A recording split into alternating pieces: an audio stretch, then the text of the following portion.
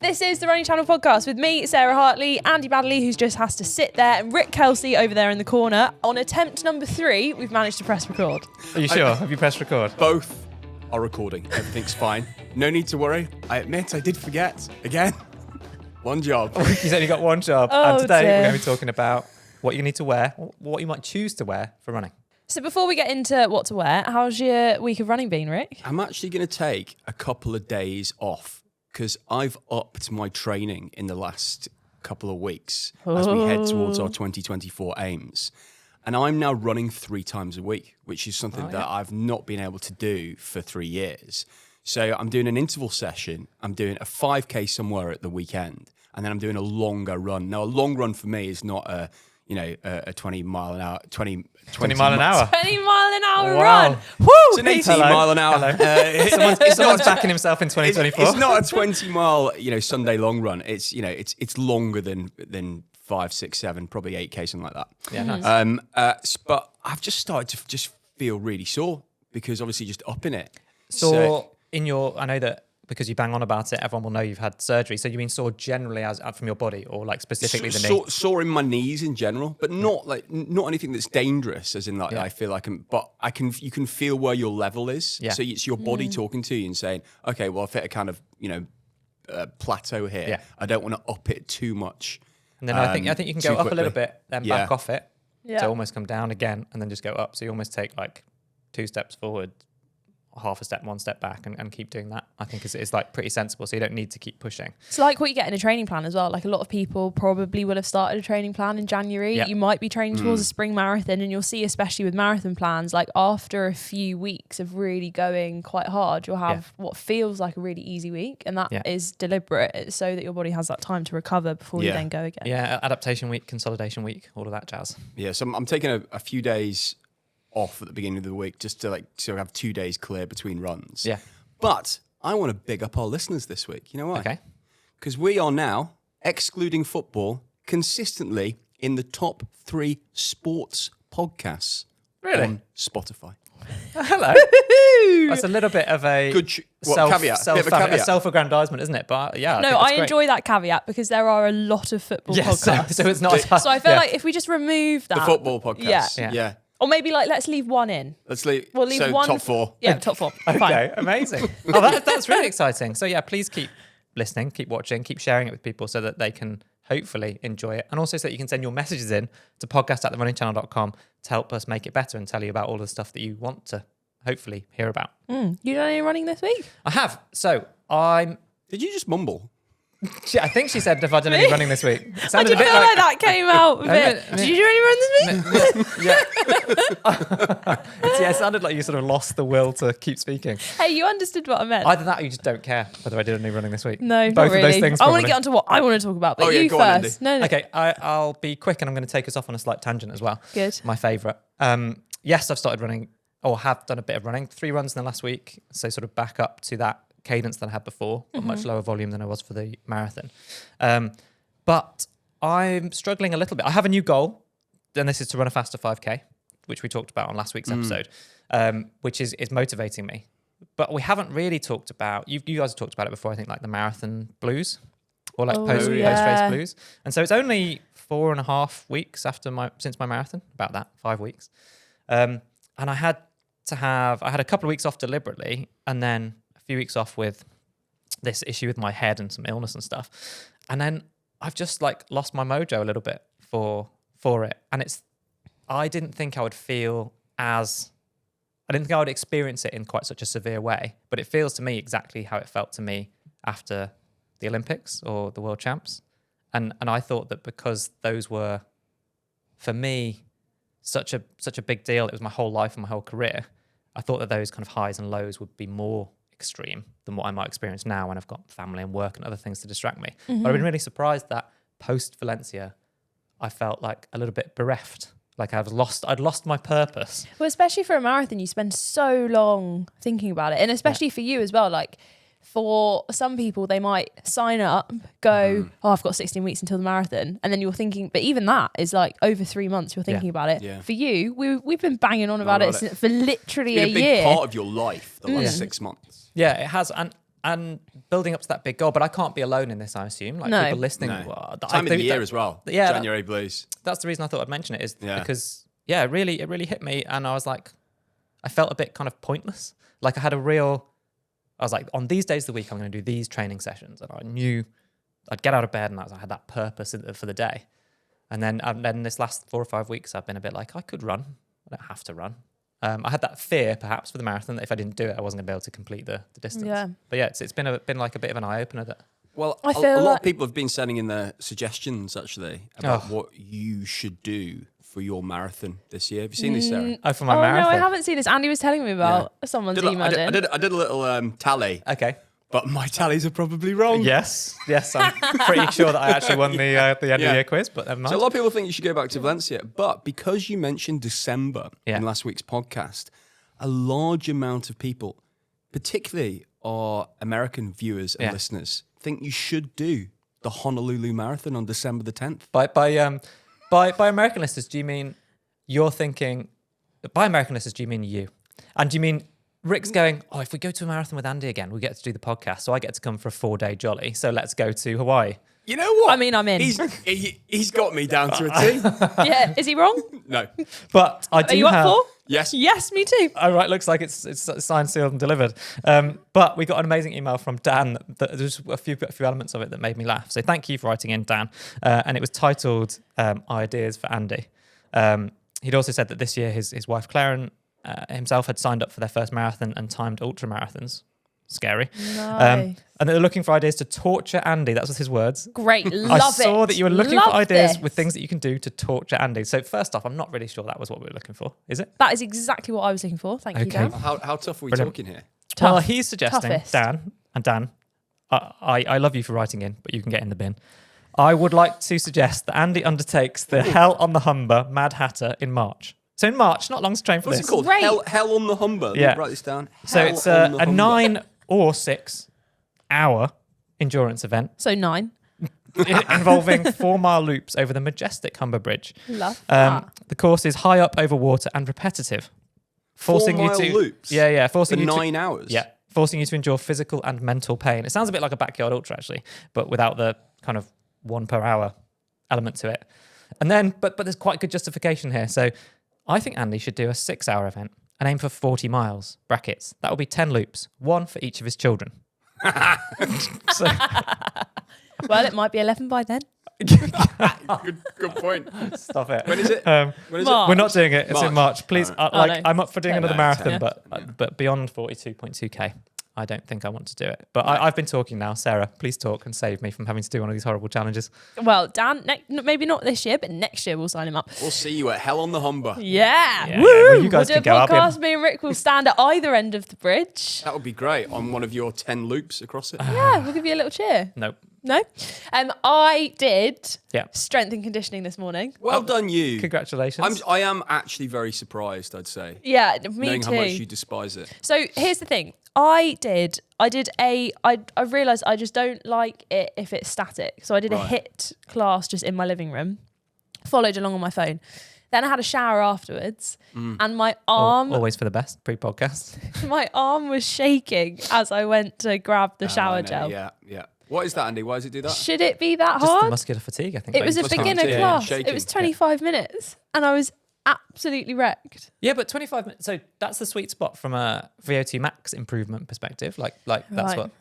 So you'll have kept your heart rate high for that whole time, I imagine, because the Yeah, recoveries are short in HIIT activities. Yeah, there were some rests. Yeah, there'd be some, but But- there'd be, it's not like you're Yeah, but your resting for heart 2 or rate's 3 up. minutes like But you you might. it's obviously like push 30 yourself, seconds. Sarah, because I only shake that much after a couple of bottles of the G-Dog on a Saturday night. Oh my goodness. Look, all I can say is strength and conditioning is hard, so hard. I've actually had quite a weekend of doing non-running activities. Yeah. I went to the track on Saturday and did an interval session, loved Yeah. it. Then Sunday, I need some Oh help. yeah, you did 8 400s? Yeah, Yeah. And I clocked some of the paces that you're running as well. So a yeah. little bit of Strava stalking. It was between was- what was did I it- need to run? It was would- between 3:55 and 4:15 per kilometre. So, but when I saw it, it looked like the very first rep, the first 400 meters, one lap of the track was a little bit ambitious. It was a little bit ambitious, yeah. What was it? I think it close was, to 90 seconds, it was, wow. yeah, a bit much. Yeah. which is quite a bit quicker than 4 minutes. So what happened is that I was going to go to the park to do this interval session and just run around the park. And then when I got to the park, there was a half marathon about to start. And I was like, I don't want to be swept up in that because they will take up the whole width. So I was like, okay, I'll just go onto the track. Don't know why I wasn't going to do that anyway. 400s, for 400s. all of the track, I just all of get the a bit of a workouts you fear. could do. I'm not a member of the track, so I had to pay. I didn't really want to pay. But anyway, I went onto the track and then there were 3 other people doing individual sessions. And then there was a big group who were running the opposite way round. Yeah. But they were taking up lanes 2 to 7. So and they were doing 200s. So on my first rep, I was They're started doing 200s going the other way around the track. Yeah, it was a bit rogue. Yeah. But they're not in lane 1 and the track's quiet. I think it's okay. Yeah, it was quiet. It was all right. It was a bit, but what ended up happening is that they would set off on their 200 at the same time, like on the opposite, on the 200 line. Yeah. At the same time, I was setting off for my 400. Yeah. So then I would run my 400, the first 200 of it at their pace. Oh, hang on. And try and I thought beat you meant they them. were going backwards around the track. Yeah. Oh, they were running backwards around the So track. we were running towards each other. Oh, right. Okay. I know they were running forwards, but backwards. They were running the wrong way round. Yeah. Yeah. Oh, we're getting Okay. confused. But how does that make you run their pace if Because you're not I was running trying to alongside beat them to the halfway mark. I get it. Oh, okay. Yeah. So, I love it. And then I died. Yeah. So you went off at 3:45k pace, basically. Yeah. Yeah. Although I saw you pulled it back again at the end, so it was almost like a little pyramid. Yeah, I did enjoy it. Yeah. It was Sarah, good. I love a track workout. Yeah, were you saying actually that people don't get out on tracks enough? No, I don't think. I think for a lot of people, although I was intimidating. reading it was some like 2023 roundup. I can't remember if it was a Strava one or a different one, but it was saying that more people there's an uptick on people using tracks. Oh, really? Yeah, I think that was the Garmin Connect data Oh, report. yeah. A track's expensive to get on. No. Mine is £5 per time. Okay. I suppose if you're going on a few times a week. I mean, joining an athletics club is probably the cheapest way if you want to do it regularly. Because usually then you could go on club nights, be surrounded by like-minded people, join in with a group, which makes it way easier to train on the track. That's the thing, because some of the other ones where I went off quite fast, I was either dipping into lane 1 when someone was halfway down the 100-meter straight, going, how fast are they going? Could I keep ahead of them for 400 meters? Let's give it a go. Or someone had just come through, and then I would dip in and try and keep up with them for a lap. Do you prefer doing track when it's cold or warm? Cold, 100%. Warm. 100% cold. Warm. Really? Warm. But Sarah Everything warm. doesn't like hot. No, I hate hot. No. You know what I didn't like cold though? On Sunday, I went cycling and that was absolutely freezing. I could not have put more layers on. That was and just I you was and still men, wasn't cold. it? I told you Yeah, went I cycling went- with the lads and dropped them, and then you're not invited back. So Too I fit. went. Is that right? So basically, my boyfriend has a brunch. What's it called? Cycle and brunch chat, Yeah. and he's gone off and done it a few times. And I was like, "Can I come?" And Yeah. he was like, "Yeah." So I went off. It was me, him, 2 other guys, and all week, all of them have cleats. They're like shoes that clip Oh, yeah, into your yeah. bike. I don't have cleats. Yeah. I So it cleat was- the kids to nursery. Do you? Yeah. How far is it? to Is that nursery? because you can't be bothered to change the pedals? Yeah. Yeah. But about a mile. Okay. Nice. But that's fair. You've done loads of cycling. I don't. Yeah. I just commute to work, so I just wear trainers and have normal Yeah. pedals. But we were going to Richmond Park to do laps. Very serious Oh, cycling. yeah, it is. Yeah. So I was like, I'm going to get dropped on all the hills. I've only Yeah, been it's there. tough in Richmond Park. It's quite hard, and I've Really, only it's been like a there. rolling sort of 6 or 7 mile loop. Southwest Yeah. Maybe a London bit less for than our that. No, it's like international pretty much listeners bang and viewers. on. Yeah, it's pretty much bang on 10k. So we Yeah. went out, got to the first hill. I had complete full-on cycling naivety. So just absolutely bombed it up this hill, dropped Yeah. all of them. Yeah. Apart from one. One guy was quite good. But dropped the other 2, got Yeah. to the top of the hill, and they were like, "You're not allowed cleats. If that's what you're doing." They're like, if you want to trainers. come again, it's only trainers. Put your toe clips back on. Yeah, but then when we got to the Yeah. downhill, I'm too scared, so I just braked the whole way down and they overtook me. And you must have been wearing a lot of clothes because it was cold. And that's exactly what we're going to be talking about today. Yes. Which you could read into as Rick saying, "Shut up, Sarah. Yeah, no more let's cycling chat. crack Let's get on Sorry, with yes, what we're supposed running, to be doing." running. So we're going to kind of talk about everything aside from shoes, because that's probably a whole other podcast in itself. Yeah. But all of the little bits, you might be listening to this having just started running, Yeah. or watching this having just started running in January, or you might have been running for ages and going like, what should I invest in next? Well, one of the amazing things I think about running, you've just talked about cycling. Cycling is intimidating. A lot of people, if you turn up to a local ride, even in your local village, I've done this, and everyone is lycra clad and wearing cleats and has quite expensive road bikes. Yeah. Whereas in running, you don't need anything at all other than a well-fitting pair of shoes. So we're definitely not saying you need to go and spend money, but there are lots of stuff that we all like wearing and have found over the years that are useful for us. There's also some controversy about what people should or shouldn't wear in certain fashion combos, perhaps. Yeah, there's also like there's an infinite amount of stuff that you could try and buy, and I feel like there's some things that are genuinely useful, and there are other things where like you don't necessarily need it. Yeah, they're quite fun, or there might be other things that we've tried and just been like, nope, you don't need it. Yes, I think all of the above. Let's tackle whether or not radio voice. you should wear shorts over tights. Right, this is the favourite little hobby horse, isn't it? Because obviously there's no right or wrong. You do what you like. Yeah. I personally wouldn't ever wear shorts, like looser shorts over leggings. I don't think it's required. It's extra restriction. And so when I was training, seriously, I'd have been wearing leggings quite a lot, usually for my warm-ups, and then I'd strip off after a couple of miles. But Andy, it's change for my your shoes. keys. It's for your phone. It's for Yeah, but your I never wallet, had any of that because- stuff. I had the luxury of not needing all of that stuff. Okay, but all right, but let's.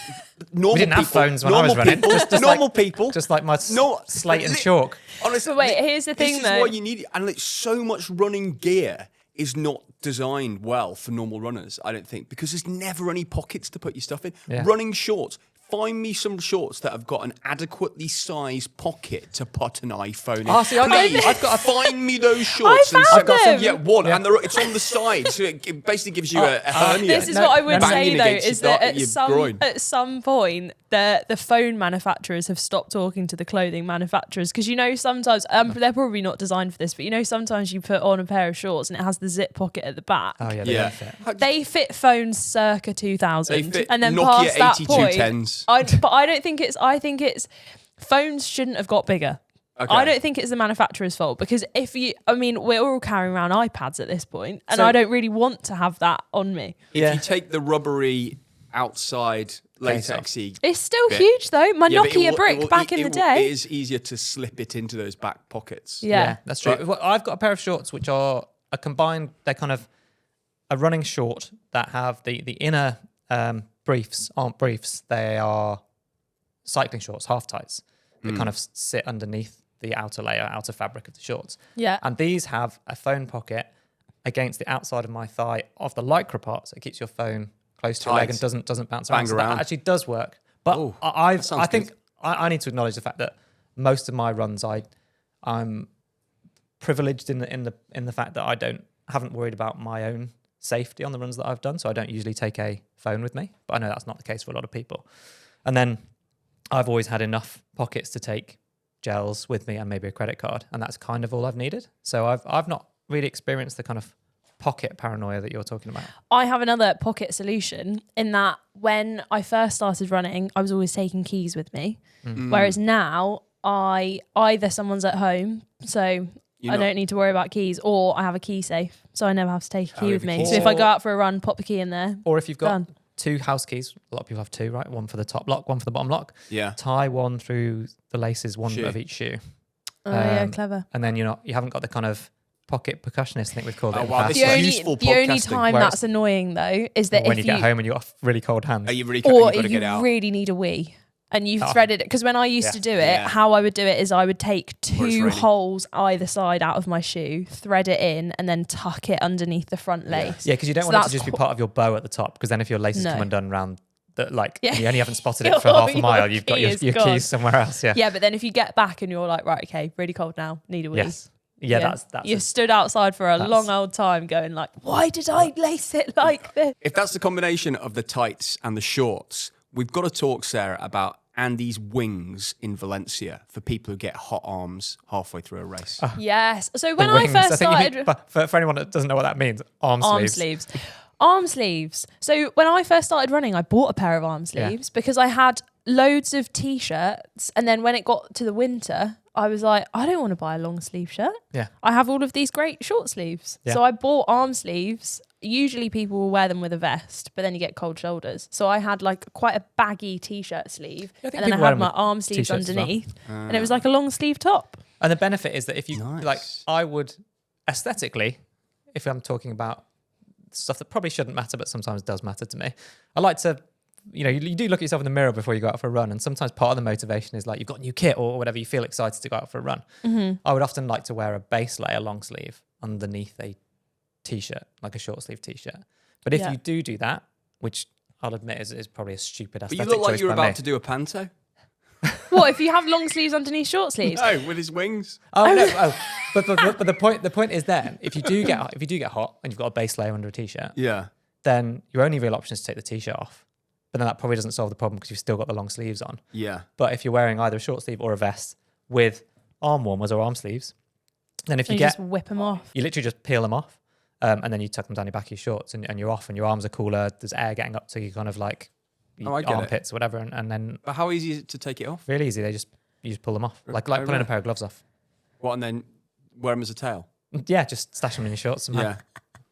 Oh, I wish you'd worn them as a tail. One of the most talked about features of some of our running gear that we've wore in the last couple of months was Sarah doing running home for Christmas. Oh, When you wiped your nose when you were lost in on a Birmingham canal somewhere, and people were like, "What is that bit of kit you've got on?" so long sleeve tops have been manufactured very well in the last. I mean, this is probably around for ages, but one of the things that I love, if you're gonna invest in a like more of like a jumper, Yeah. these are the things that you should look for. Number one, does it have a watch hole? So if you're buying a long sleeve top and it's like more kind of fleecy, it's really cold, you're probably going to wear it with gloves if you're really, really cold. Next to your wrist, it will have a little gap and you'll be like, why is my top got a hole in it? No, poke your watch through that hole and then it means that you don't have to have your sleeve like halfway up your... That's great. Yeah. And it also means that if your long sleeve has got thumb holes to keep it kind of secure around your wrist and stop it riding up your arms, then you don't have to kind of go through the rigmarole of peeling your thumb out, peeling it back so you can see your watch. Although some of these only have it on the left wrist often. So like if you're a right... I've got one that's had it on the right. Okay. But yeah, check, or you just have to wear the top back to front. And good to wipe your nose with as well. But yeah, another thing that one I had on recently had is that it folded back. So then you could wrap it over your hand and it became like a mitten. Then also what you'll find as well is that on some gloves, on some long sleeves, on ones where it does fold over to be a mitten, it's like a toweling material on the top. And that is literally so you can wipe your nose. Yeah, and that sounds slightly disgusting, but if you have a good pair of running gloves, and often it'll be like Sarah says, the back of the hand or maybe the thumb and the index finger will have a softer material. And when you're in the winter, your nose does run a little bit when you go out for a run, even if you're not poorly, it's just cold air. Yeah. And if you have a pair of gloves that don't have it, you'll really notice it because your instinct is to just touch your nose, but it's like with fairly abrasive material. Yeah. So it's a really good feature. Or even if you are just like scratching your face or like moving a bit of hair out of your face, if you've got like a really harsh glove on. Also, a lot of gloves you can get with maybe it's just the index finger or thumb that'll have a kind of, I don't know what the actual technical name for the material is, but it allows you to use touch screens, whether that's for your watch or your phone. So that's a good tip. Just to round it up, I suppose, things that I've found useful. I love a running cap. Like that's become a thing in the last 5 to 10 years. Like it's very like a more of a style thing, but it's like it stops the sweat going in your eyes, obviously keeps the sun out of your eyes. The wind on your head sort of can keep you warmer in the winter, cooler in the summer because you can dip it in water before you go out for a run. So it keeps your head cool, obviously keeps the sun off. So that's good for your skin and so on. Running jackets, like this is a minefield because if you want one that's really, really waterproof, like most running jackets aren't waterproof. And we've got a roundup of this. So you should go and check out the video on YouTube if you want to know about it. Are slightly less breathable. So if they're good enough to be properly waterproof and survive a downpour, then paying the extra money for ones that are as breathable as possible does make a massive difference to how comfortable they'll be to wear. So those are kind of top tips. But layers, I think, are the key. Like if you're going to go out in the winter or the summer, having layers so that you can peel them off, whether that's arm sleeves or not, and Rick can make fun of you. And then can we quickly talk about underlayers? So like for me, investing in a good sports bra makes such a difference. Mainly from chafing is what I found. Like some of the worst race experiences I've had is when you get in the shower afterwards and you realise just how much your sports bra has rubbed like in the middle, to the sides, so painful. And then also making sure it like actually does up and is secure. Yeah. And top tip as well, if you have invested in a sports bra, invest in washing it. Because I have put my sports bras just in the wash, in the normal wash, got it out and been like, oh, why has it gone all... And all of the elastic like starts to come out the bottom of it. So hand wash. Yeah, well, you don't need to hand wash it, but I think definitely look at the label and you can you can get like little netted bags that you can put it in just so that it keeps it. Because like a good sports bra is quite often quite expensive and you don't want to wash it the first time and ruin it. Yeah, and also the clasps and hooks and stuff can catch in other bits of technical running kit. So putting them in a washing bag is good. And then there's the only other thing I was going to mention was just a heart rate strap. Like it's a luxury, but I run in one quite a lot. And I just find that gives me a little bit of extra data, which I quite like, but also it's consistently more accurate for me with the way that my wrists are. Quite unique to me. Have you got weird wrists? It's got very bony wrists. Bony. Yeah. That would fit. That would fit the man. Yeah, exactly. I have one more question. Go on. Do you ever run in specific running socks and specific running pants? Since you gave me a pair of pink ones, yes. What, pants or socks? Socks. So this was I generally just bought, even when I was competing pretty seriously, had bought cotton, or not cotton, but like just essentially the equivalent of like high street pants to wear under shorts. But for my marathon, I did invest in seam-free running underwear, and that has been a revelation. It's good, Where isn't do you get it? this stuff from?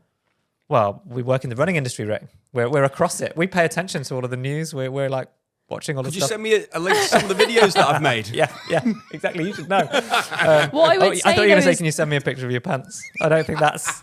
It's a family-friendly podcast, mate. I've got one pair of running pants that I've had for about 5 years that I just bring out for special occasions. That's what... Running special occasions.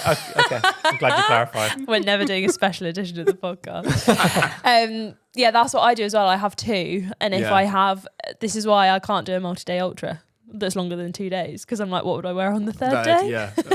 Okay, well, that's like we need to set up a GoFundMe for Sarah. So. No, I would just buy another pair. One thing I would say though is that like socks is a minefield in itself. But like definitely I've noticed a huge difference in, especially like if you're struggling with blisters or if you're struggling with the fit of your shoes. Socks come in so many different thicknesses for running. They're sweat wicking. They can make such Left huge and right difference. Are you saying, is this a moment? Are you saying never wear cotton socks for running? I think we've said that to you before. But ever? Well, I mean, you're just going to get... You can. You can. It's the same, like, you can wear cotton pants, fine. And cotton t-shirt, it's fine. And cotton t-shirt, but like... Technical stuff is better. Yeah. And we'll look after and your feet. You'll probably So what's notice this going to do? the Give me difference. athlete's foot? Wearing cotton socks. Oh, Yeah. lovely, mate. Oh. That was a disgusting little insight. We didn't The thing though with socks is, and with lots of this stuff, is that like if you're unsure, you can go to some like big shops and they will sell it. Like most high street shops that do sports kit will give you a good idea of like what you're looking for if you want to just go like feel what the different fabrics are like. That's what I did when I first started. And I have different shoes that I would wear different thicknesses of socks with because of how that brand's shoe fits my foot. Like racing shoes are a lot tighter fit, so you might want to wear smaller shoes, thinner socks. And once you get into racing shoe territory, there are some sock brands that literally make socks to colour match the different brands of super shoe. No way. So I mean, too much time in the day for those people. Too much time in the day for those. And also, Rick's been trying to desperately get us to wrap this section up. Yeah. So you're listening to the Running Channel podcast. Up next, we've got a little bit of news and also your questions. Right, so super speedy news. My one is Leicestershire and Rutland cross-country championships. It's very muddy in the UK at the moment. Tom Evans, who won Western States 100 last year, 2023, and his wife, Sophie Coldwell, who's a Team GB triathlete, they both won their individual distances. Sophie did the county 8K. cross-country champs. Yeah, Tom did 10K at the cross-country championships, and they both won. Husband and wife win. That's amazing. That's and it's, proper cross-country season. I have real nostalgia for this. So I'm coaching my son's football team at the moment. We're standing in muddy fields and the smell of the muddy fields is real. Like brings it back. Yeah, like that. National Schools Championships. Exactly that. We were national Weren't school you, champions back in the day. Weren't you cross-country captain? I was cross-country captain. Yeah. Weren't you captained by Rick? He did captain. The younger man captaining the Olympic athlete. Yes, that's right. Yeah. Live off that forever. I always thought of you as my Sir Alex Ferguson as you hurled cross-country spikes across minibuses. That's his only useful contribution. That and shouting really loudly. I brought up the field. Yeah, you were great. It's my I love cross-country. So my news was about this as well. Just a shout out, actually, really. So Andy Hobdell, who coached me throughout my whole career, terrifyingly given his son was, 2 or 3 and handing me drinks bottles on training camps back in the day. He actually came. So Ollie, shout out to Ollie Hobdell, was 7th at the St Albans. Well, it was based in St Albans, which was the Hertfordshire County Cross Country this weekend. Hey, so I saw some cool nice stuff on one, Strava. Ollie. Yeah. And actually, the reason I loved it is the picture of him running down this hill in St Albans was also a part of the fields around St Albans where I used to do a lot of hill training and stuff. So sort of triple nostalgia there. That's if very you will. cool. So I can almost taste the deep heat. The deep heat, the mud, I the reckon grass. we should go and do a cross country I would all love together. to. Yeah. Yeah. With Andy Hobdell. Yeah, he would run it with you. He's such a nice bloke. I only met him for the first time in Valencia. Oh, really? Yeah. Yeah, we did the shakeout run with him. He was best man at my wedding and the stag do, both of which you came to. Oh, yeah. I've met him before. I've met him a few times. Don't worry about that, mate. It's fine. Sober. I met him sober for the first time. Actually, That yes, says a lot about Rick. it does. And I met him sober for the first time. That was it. And That was it. no joke. At my stag do, we went orienteering. Oh, yeah. He was on my team. No, you didn't have a team. You didn't have a team because we arrived on the Friday night and it was supposed to just be like a gentle evening. And then 10 a.m. on the Saturday morning, we were all going orienteering for a couple of hours. But instead of going orienteering, you were so hungover that you slept in a bush and waited for us to finish. So that is 100% true. I wanted to be on fine form for the climbing in the afternoon. Oh, yes. Yeah, Was it climbing? Kayaking, close. Kayaking. Rick. Are we actually friends? I love you. Oh gosh. Okay. Right. Well. You got any questions for us, Yeah. mate? Question time. Right, question time. If these two can compose themselves. Hello. Absolutely not. Hello. We've lost it. Surprisingly enough, we've got a question from Hannah this week. Yeah, because everyone that writes in is slightly worryingly named after Rick's ex-girlfriends. Oh, is that why you keep pointing out? So before the recording, this has just gone to madness. Before the recording, Rick was like, "Oh, there's another question from Hannah," and I was like, "Oh, sorry." I randomly pick out the questions from the emails. Okay. Yeah, I think it's because one of our good friends had observed a slightly nervous pause as Rick reads out these questions for the first time when it goes, Hannah from, and then he waits to make sure it's not going to be Hannah from anywhere terrifying for him. Wasn't there one where it was an Instagram question from Hannah after running home for Christmas? And you just frantically went, "Where's she from?" Apart from you, Andy. Where's she from? I'm joking. I Did added you say that where bit. she's from? No, Rick, this is on Instagram. Oh, you don't sorry. say Oh, where God, you've only got a fine. limited amount of That's characters. fine. All right, okay. Where's she from? Yeah. Where's she from? Where's she from? Right, Hannah from the Netherlands. Great. Safe. Yeah, but- A lot of Hannahs you're- out there, but not one of these ones. Okay, I'm Hannah from the Netherlands. I started running in July last year. I'm trying to focus on heart zone running. But when I run in zone 2, my pace is more than 11 minutes per kilometre, while I easily can maintain a pace of 7 minutes per kilometre for 10K. Is it still beneficial to run at heart rate zone 2 and that pace of 11 because it feels slow and I can walk faster, which is a little bit annoying? Okay, Andy. so I'm trying to stop myself laughing and crying to give some serious advice to Hannah, who we've got nothing against this particular Hannah. Nothing. So, yeah, this is a not an unusual question, actually. So we get asked this sort of thing quite a lot because there's this big focus on the math method, which is the Maffetone method, and that does rely on staying in zone 2. The quickest answer is, 1, have you set your heart rate zones up properly? So if your heart rate zones are just set to the default of your watch or app that you're using to measure your heart rate, then they won't be accurate to you. So you do need to adjust them somehow, either by trying to find your maximum heart rate and then adjusting back from that point, because 220 minus your age is not very accurate, or from using the method in which you define the heart rates. There's 2 or 3 different methods that you can select, for example, within Garmin Connect. One's called the heart rate reserve method. We've got a video all about this, which does explain it way better than I can do on a podcast right now. But for example, using the HRR method changes the baseline, almost the bottom point at which your zones start from. Because broadly, if your resting heart rate is, say, 60 and your max heart rate is 180, then you can't do anything below 60 beats per minute because that's you doing nothing at all. So the bit that you can use, the useful bit of your heart rate, is between 60 and 180. So you actually only have 120 beats with which to operate for exercise. So that's the heart rate reserve method, and it does percentages based on that. So that might shift your zone 2 slightly higher. The other thing would be to say, how does it feel when you're running? Like if you can have a pretty lengthy conversation with someone, I'd say that that's a good indicator that you're probably in zone 2 or not very much higher than zone 2. But as your fitness improves, your maximum heart rate should go down for running at the same pace. The max heart rate will stay the same, but yeah, the heart rate that you're running at those paces Should lower. Should decrease. Yeah. Other thing to consider as well is like elevation and where you're Oh, yeah. running. Like if all of if this you're is high up. trail running, if you're at altitude, is High that up. what you meant? If you're high up, if you're going like uphill or downhill, Yeah. that's going to affect it as well. Yeah, but I wouldn't religiously. Yeah, I agree. I wouldn't religiously stick to zone 2 if it means that you're walking and it's sapping the run out of your. Sapping the enjoyment out of your running. I would look to adjust your heart rate zones to make sure they're accurate to you, and then use conversation and effort out of 10 as a gauge, so that you can just enjoy your running a little bit more and not worry too much about the zones. Quick one from Jamie from Minneapolis, Minnesota, USA. Very cool. Question regarding the 80-20 rule that always confuses me. What is the 80 actually referring to? Is it 80% of runs, time running, or running distance that should be easy? Thank you. I'd say it's either time or distance. It's not the 80% of runs. So you would include warm-ups and cool-downs, for example, in your easy running in that 80%. So 80% of your total time spent running, I would say, should be in an easier zone. I think is the easiest way to think about that. Yeah.